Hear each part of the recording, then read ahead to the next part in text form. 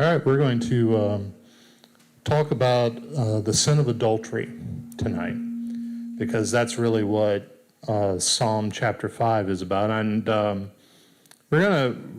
we're going to try to get through chapter 5. And then, since adultery is also talked about in the second half of chapter 6 and then also in chapter 7, I think what we're going to do as we continue on is we're just going to skip right to the end of the second part of chapter 6, and then we'll go into the parts of chapter 7 that talk about adultery, and basically cover all that Proverbs has to say about that in this section. And then we'll come back and we'll talk about the other things that are in chapter 6 and chapter 7.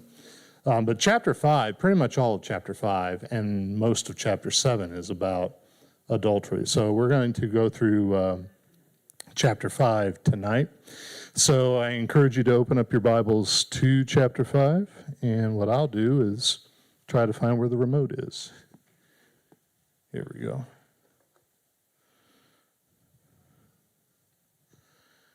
All right. So chapter 5, verses 1 and 2. Solomon, he says, "My son, be attentive to my wisdom, incline your ear to my understanding, that you may keep discretion and your lips may guard knowledge." So Solomon is going to be talking to his sons about the dangers of adultery. Maybe Solomon might have known and had in mind the episode with his father and Bathsheba. It could be that Solomon might have been having problems in this area himself. We know that he had, I believe it was 700 wives and 200 concubines, or 300 concubines. Concubines being basically mistresses, as it were. There are a lot of people who believe, and it's just a theory, there's no way to prove it, but there are a lot of people who believe that Proverbs might have been written earlier in Solomon's life. Solomon was only a teenager when he took the throne, and when he gave that prayer to God in the vision where God says, ask me whatever you want and I will give it to you. And then he says, well, I ask for wisdom and discernment. And Solomon was a teenager, very young when he did that. So he had a long time before he got to the second part of his life, the older part of his life, which is what we tend to think of in 1 Kings, where he falls away from God in apostasy. So it could be that when he's writing Proverbs, he has children at this time, he might have been in his 30s maybe. And so it could be that he might not have had some of these problems personally. Then again, he might have. It's all conjecture. But the point being is, in verses 1 and 2, he's going to impart wisdom to his sons that he's writing under inspiration from God. So this is God's wisdom. And so God wants us, as his children, to keep these warnings about the sin of adultery in mind. So, first, the thing that stands out here is he tells his sons, notice verse 2, he says, I want you to keep discretion. I want you to be discreet. What does it mean to be discreet? Well, it means to be prudent. And what's prudence? Prudence is being careful. Being careful. There have been times in my life where someone of the opposite sex might stop by the office. Someone from the opposite sex might give me a phone call. I'd like to get some advice. I'd like to get some counsel from you, preacher. I might be having problems in my own marriage, she might say. Or I might, I wonder what to do in this situation. I thought I'd stop by and ask. Well, one thing that I've learned is a situation like that calls for prudence. It calls for being discreet. The former vice president, I believe, Mike Pence, I remember it was a few years ago that he came under a lot of mockery and criticism because he let it be known that he does his best to not be in a private place with any woman other than his wife. And a lot of people were making fun of him about that. When I heard about that, I just said, that's pretty smart. That's pretty smart. Whenever a woman is in a situation like that with me, if it's in the office, and it tends to be easier here because, I have Angela, I have Aaron that tend to be there. We have an understanding that, they will keep their doors open. I'll keep mine open. If it turns out that she still needs to be private, then at the very least the door will still be cracked, and they will keep an eye out as you can see through that window. I'll make sure that there's a desk between me and her, and I'll try to keep it short. Where you stand up, and this is what I used to do before I had secretaries. Yes, Angela's my secretary. Make sure you tell her I said that. What I used to do was, it was just be me in the office and a woman comes by, I would stand up, and after I'd give her a few minutes, but then in the desk between us, then I'd stand up and I just would start walking. And she'd have to stand up and we'd just walk towards the door, and I'd just keep walking. Keep walking, she was following me, and then we'll just walk outside. And now we're having the conversation outside where there's cars going by and everyone, and then I'll try to just keep it short. And then whenever it's done, here's the first thing that I do, and I still do this today, even with Angela and Aaron being there, before the day is over. And usually it will be before 5 minutes is over. My wife will get either a phone call or a text. Hey, just so you know, so-and-so stopped by the office today. She wanted to talk to me.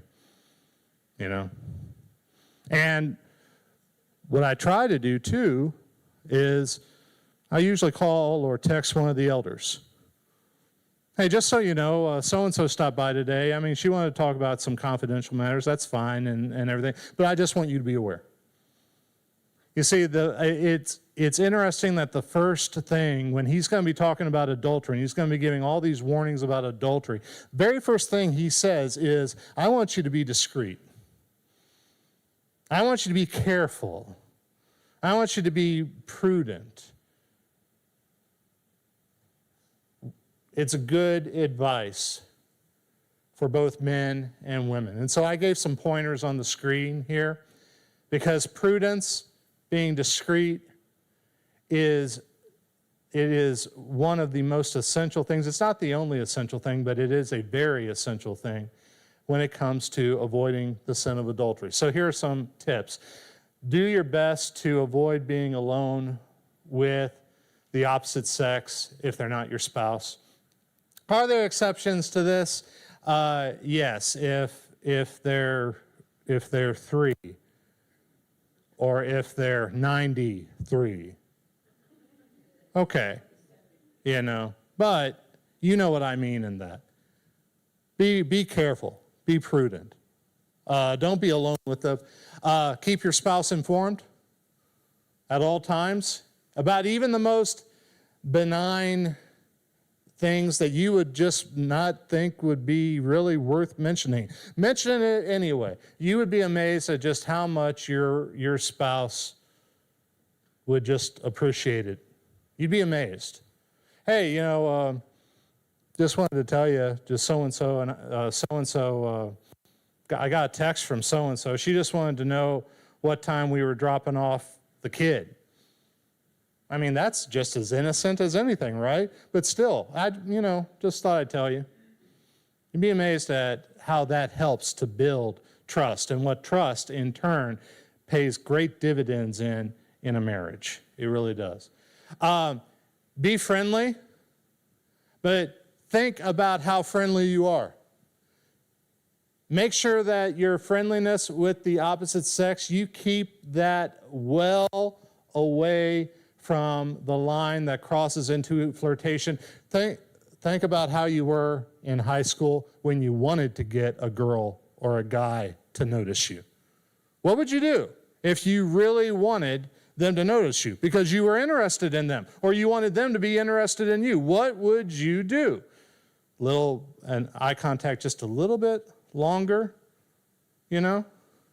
Maybe just, oh, you're so funny. Just slight, something, touch, or maybe the touch on the shoulder that just stays a little bit too long. Remember what you did in high school? It still works. By all means, do that with your spouse. We're going to talk later on in chapter 5. We're going to be talking about that. If there's anyone you should be doing stuff like that with, it's your spouse. But do not do it with someone who's not your spouse. Anything that's flirtatious, anything that gives any degree of intimacy whatsoever. I'm not a hugger. Some of you are. And I've learned, that's fine. But I've learned to,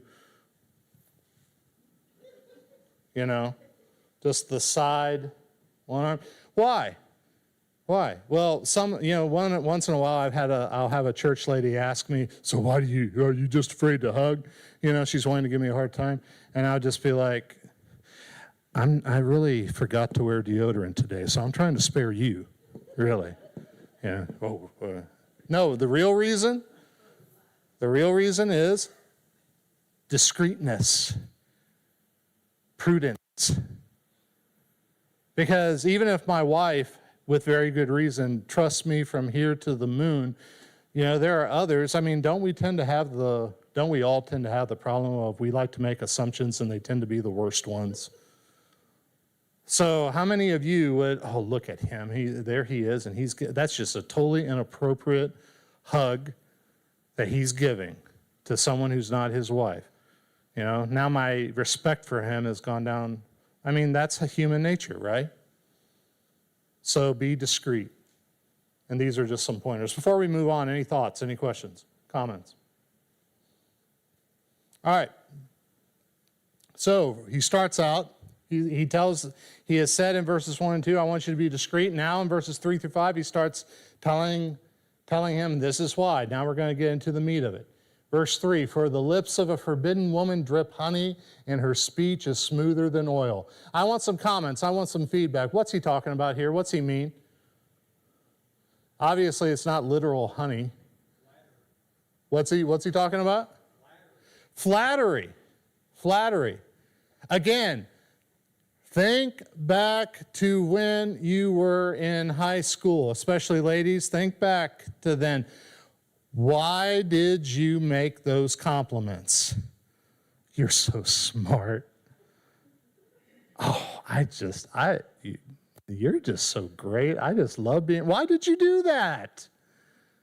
It's because you wanted him to notice you. You wanted that interest. Maybe just because you were interested in him, you just wanted to see that smile on his face. Well, what is the seducer who, you know what? Here's someone that I have targeted. So what do you think she's going to do? I'll tell you a story. Back when I was in high school, I was a lot thinner than I am now. So I wanted to preface by saying that because I want you all to understand this is a true story. My senior year, I was in theater. We were rehearsing a play, go into the hallway. I went to the water fountain. And what do you do at a water fountain? You bend over to get a drink. And I felt someone's hands where they should not be. And I jerked up and I turned around, and there was the freshman little sister of a good friend of mine. Hi, John. How are you? I'm doing fine, Sarah. And I just excused myself. Talking to one of my friends, did you see that? Yes. Why is she doing that? Oh, I'll tell you why. Do you want to know why? Because She has made a vow, a promise, that she wants to sleep with a senior before her freshman year is over, and apparently you're on her list. So what I did was I made sure that I was not going to be around her, and I even went up to my friend, her brother, and said, look, this is what she did, and I just want you to know I did not egg that on in any way, and I'm not going to, and it frankly made me quite uncomfortable, and if you want to talk to her about it, that'd be great, but I'm just wanting you to know nothing is like that. And he said, I really appreciate you saying that. Thank you. But why was she doing that? What goal did she have? The goal was, this will flatter him.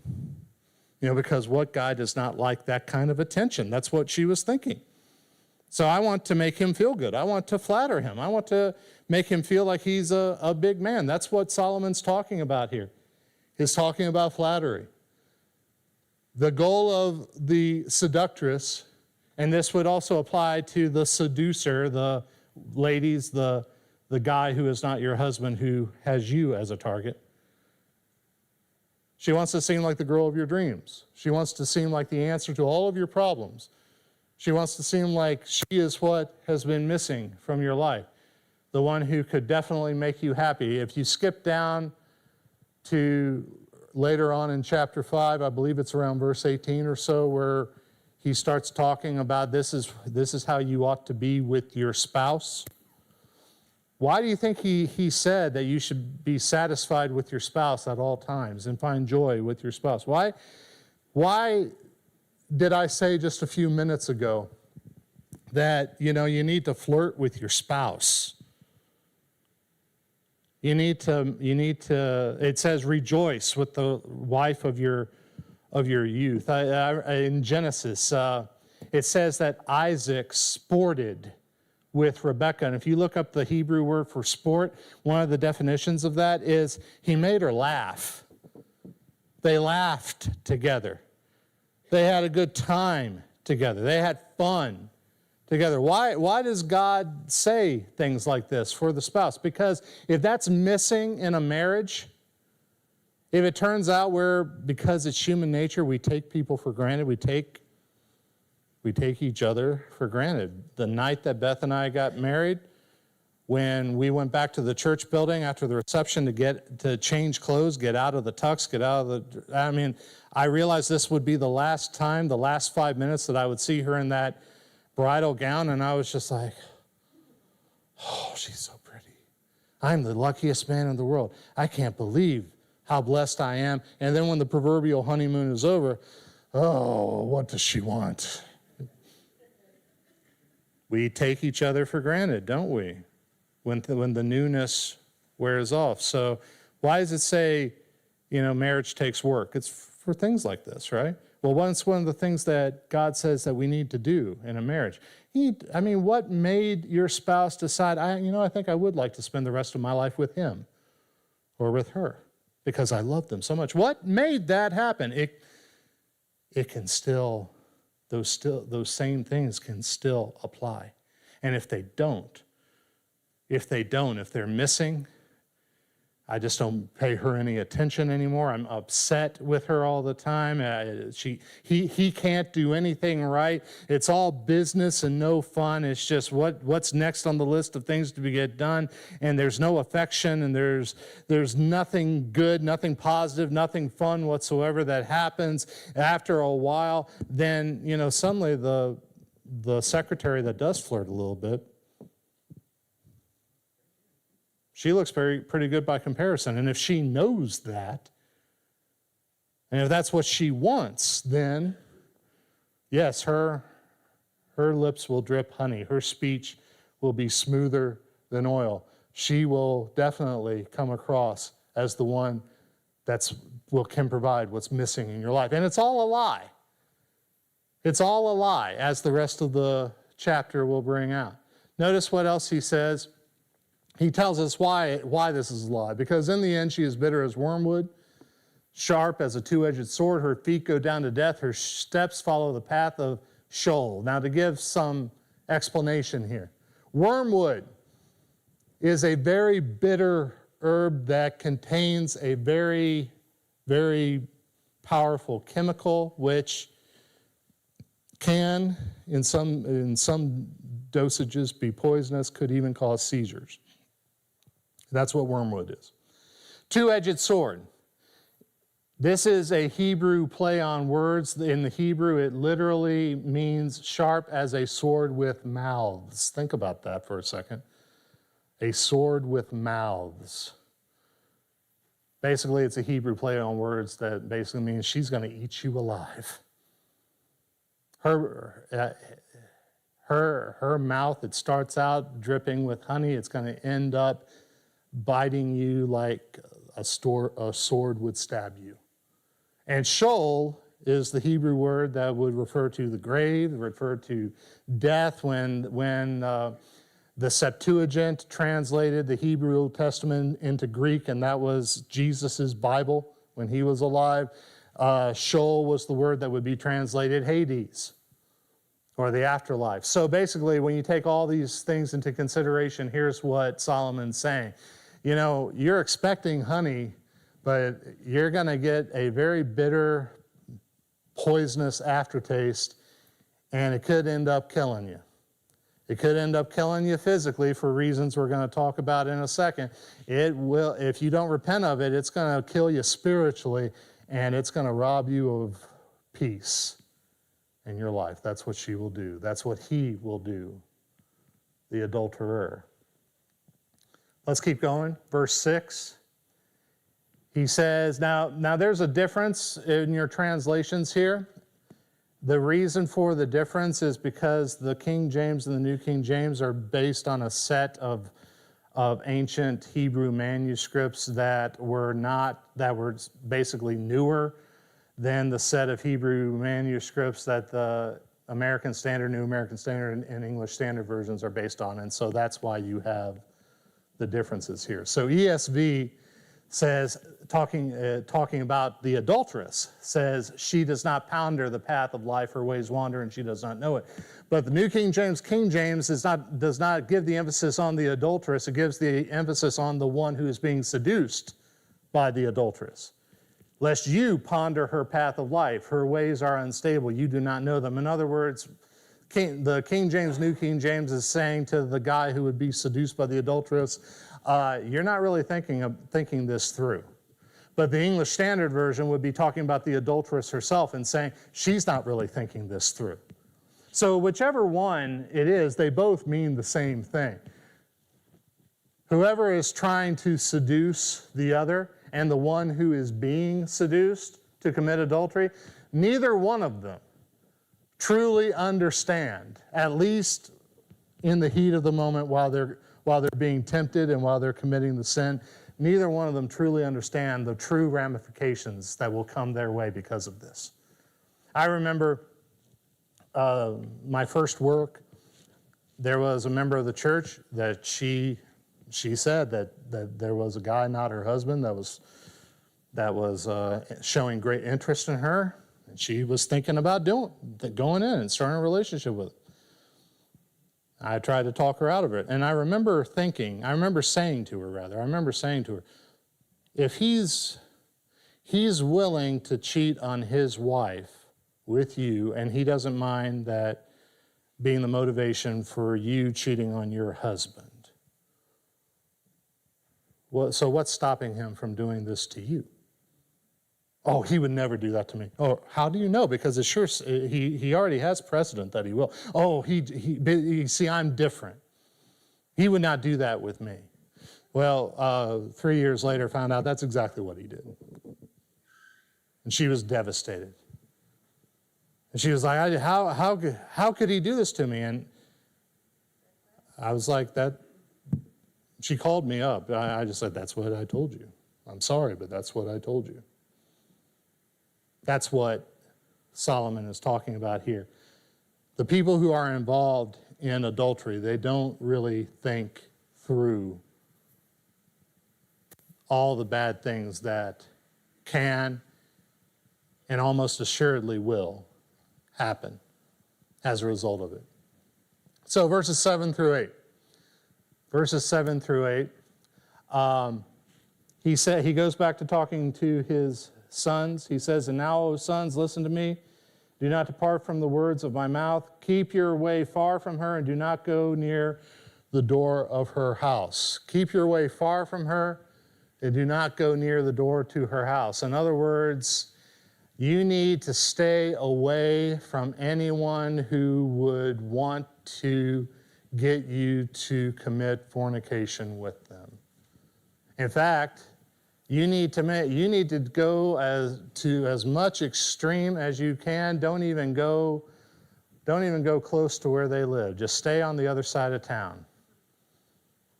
Okay? If they're at work, then you do whatever you have to. I want to work in a different department. I would like a transfer. Whatever you got to do.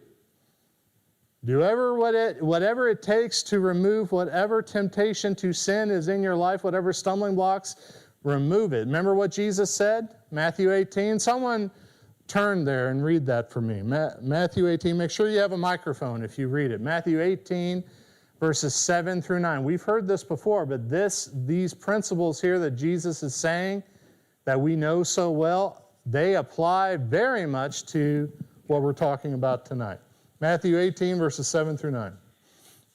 Woe to the world because of its stumbling blocks, for it is inevitable that stumbling blocks come, but woe to that man through whom the stumbling block comes. If your hand or your foot causes you to stumble, cut it off and throw it from you. It is better for you to enter life crippled or lame than to have 2 hands or 2 feet and be cast into the eternal fire. If your eye causes you to stumble, pluck it out and throw it from you. It is better for you to enter life with 1 eye than to have 2 eyes and be cast into the fiery hell. It's my boss. And she's already told me that the promotion and the raise is mine if I want it. She's made that clear. But she is acting extremely inappropriately when she is working really hard to make sure that she gets me alone. And she's making me very, very uncomfortable. It's pretty clear that she wants to sleep with me. If I really just say, look, I am not interested, no shape or form, well then, that's my promotion, that's my raise, and what if I ask for a transfer? What if that means that my commute changes, I have to go to a different store, maybe even to a different city? Is your marriage worth that? Is your soul worth that? Joseph was a slave. His life was literally in her hands, and he knew it. And she went out of her way. She literally threw herself at him. And he ran when he saw that was what he had to do. And do you think he was dumb? He wasn't dumb. He knew what would happen. He probably expected worse than prison. He probably thought death would be, but he wasn't going to sin against God. That's what Jesus is saying here. Keeping that raise and getting that promotion and giving in because you want the raise and the promotion, that's going to be very, very small consolation when you're in hell. And it's going to be very, very small consolation when your marriage is done and you're paying alimony and the only time that you can see the kids that you love is a couple times a month. Was it worth it? That's the point that Solomon is saying here. He's saying, don't play around with this fire. Stay far away from her. Stay far away from him, wives. Then verses 9 through 11. He gives now what's going to happen if you don't do this, if you go ahead and play with that fire. Here's what's going to happen. Lest you give your honor to others. What's that talking about? Thoughts. Lest you give your honor to others. What's he saying there? All right, what other people think of you? What's a word for that? What other people think of you? Reputation. Reputation. You're gonna lose your reputation. Now, another way of looking at this is lest you give your honor to others, maybe your self-honor, the way you honor yourself, the way you think of yourself. You could be giving all that up as well. How could I be so dumb? Why? Why did I do this? Look at me. I am literally at the bottom. I have hit rock bottom. I had everything going for me. Why? And that's a question that you will be asking yourself for the rest of your life. So giving your honor up, that could be your reputation. It could also be your own sense of self-worth and self-esteem. He then says, you're also going to give your years to the merciless, lest strangers take their fill of your strength and your labors go to the house of a foreigner. Someone go to Proverbs chapter 29. Read the last part of verse 3.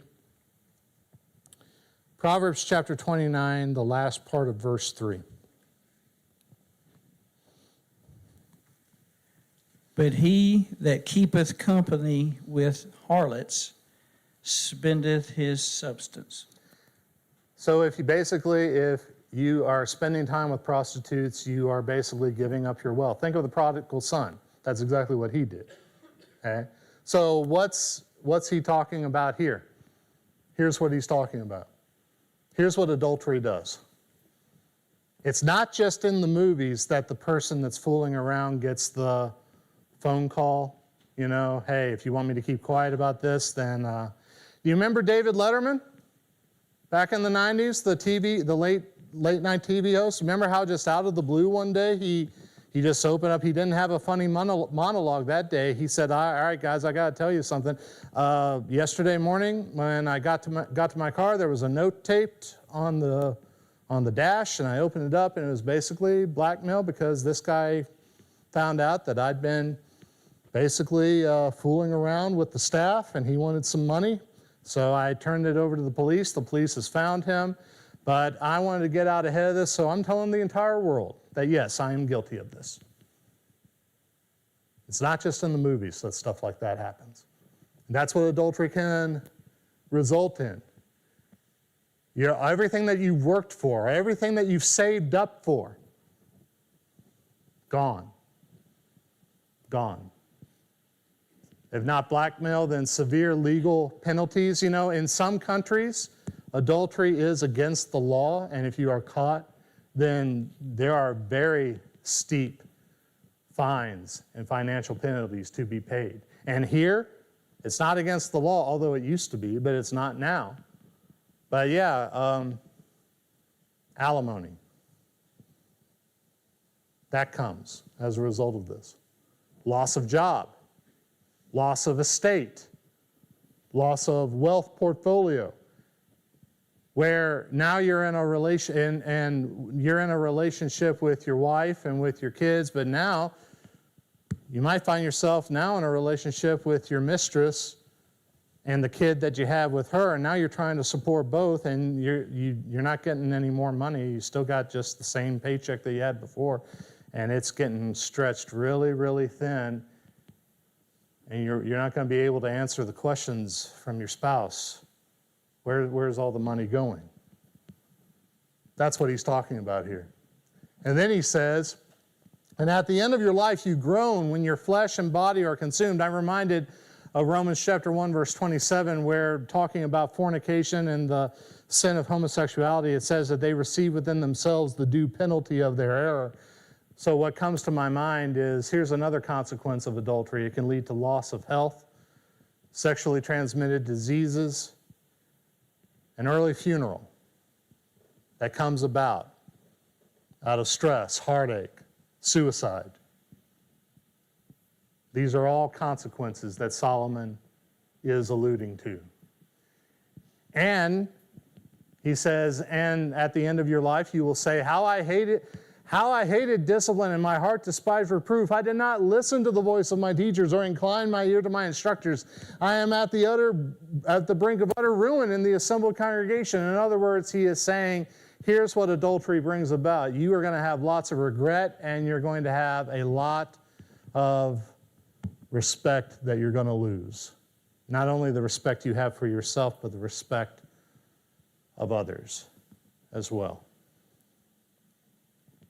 Earlier today, I came across a sermon from a preacher, sound in doctrine. Haven't heard him from a while. I knew him personally when we were in the same state a few years ago. Wow, I haven't seen him in a long time. Started listening to the sermon. Wonderful sermon, great sermon. And yet, it just came right into my head. As soon as I saw that it was him, very first thought was, yeah, he did. I remember 10 years ago, he cheated on his wife. That's the first thing that was in my head. Did I want it to be in my head? No, but I'm human. And what's human nature? We tend to not forget about things like this. Even when the man repents, as this man did, you think of David. Thousands of years later, if there's one thing that you think of with David, and it's not Goliath, then it's Bathsheba. Even though he repented, even though God forgave him, even though he went on to do many other wonderful, great things, it's still there. That's what adultery brings about, regret, and people will not forget these things.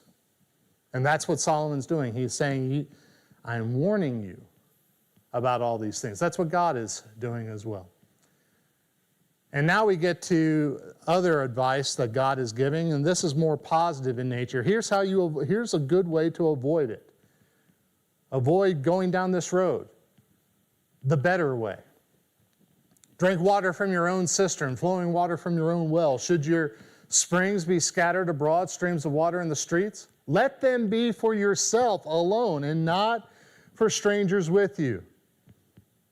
In another book that he wrote, Song of Solomon, this is how he looked at his bride, his wife.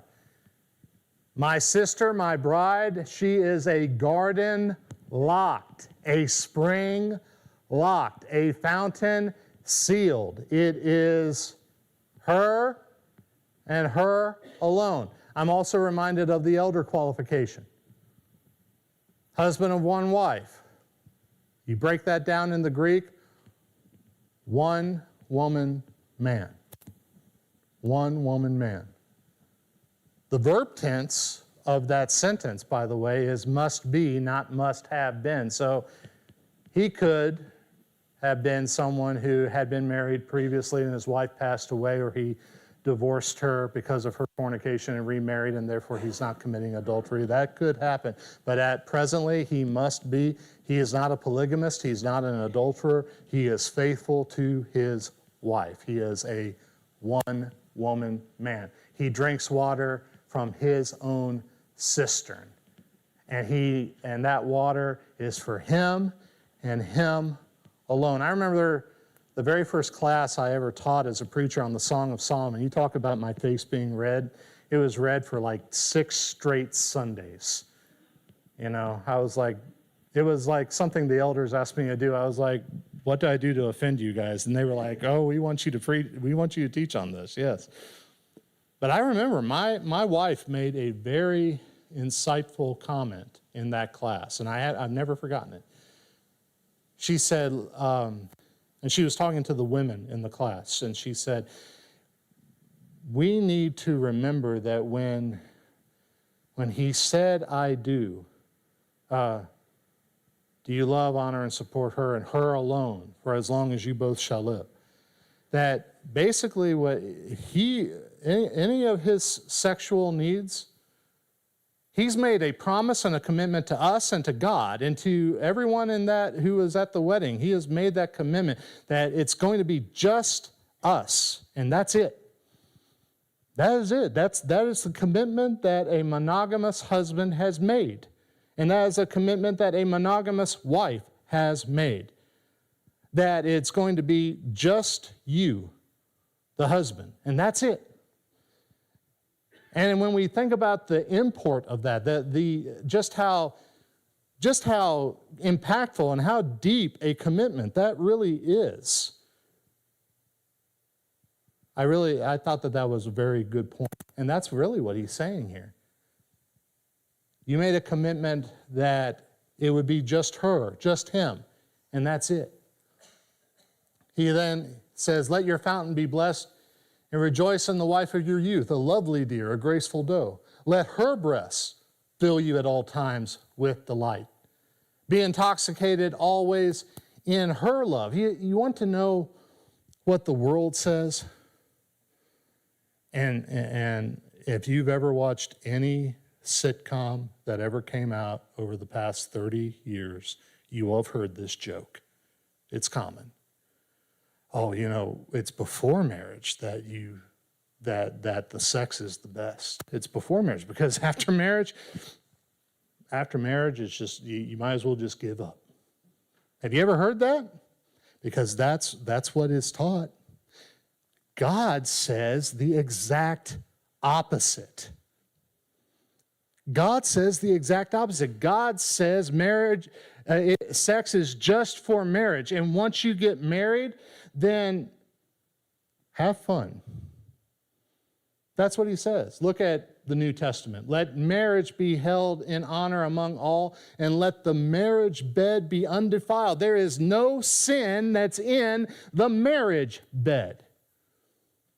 It is the sexually immoral, the adulteress, that God will judge, not the husband and wife that is in the sanctity of their marriage bed. Think about this one. 1 Corinthians 7.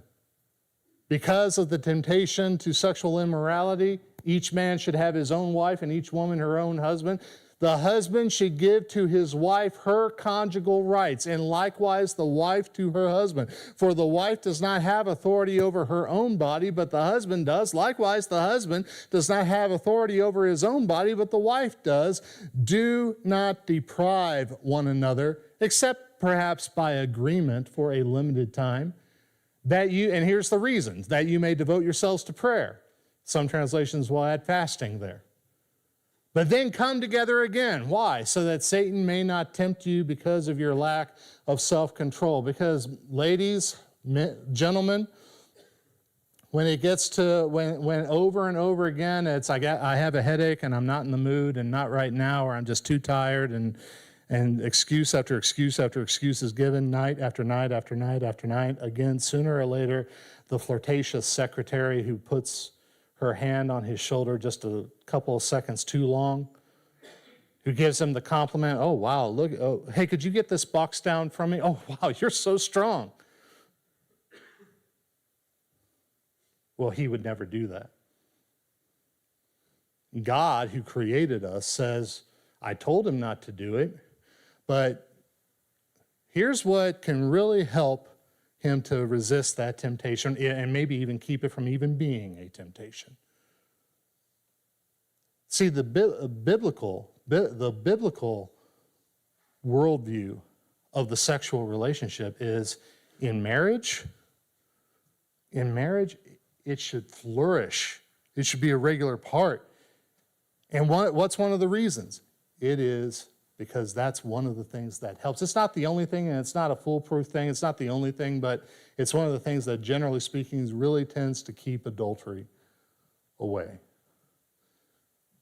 Going back to the verse, his needs, her needs, you can find that in the relationship section of any bookstore, written by a marriage counselor. Sexual satisfaction is the most often expressed need that men have in their marriage, which is why God is using that sexual imagery in verse 18. But then he also says, rejoice in the wife of your youth. And that's interesting because the second most often expressed need that men have in marriage is recreational companionship. I want to have fun with her. I want to have fun with my wife. We had fun when we were dating. We laughed. We went out on dates. We had fun. You know, she was fun to hang around. She made me laugh all the time. I felt comfortable. I felt at ease.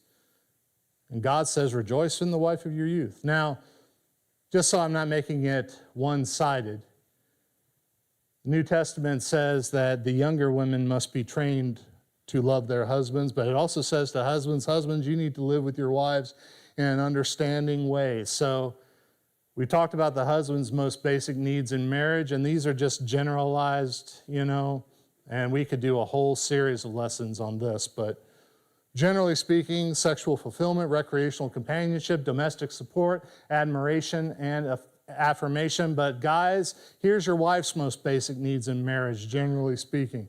Affection, conversation, honesty, openness, financial support, commitment to your family. It really helps your marriage when, honey, how was your day? And you're focused on the game. Fine.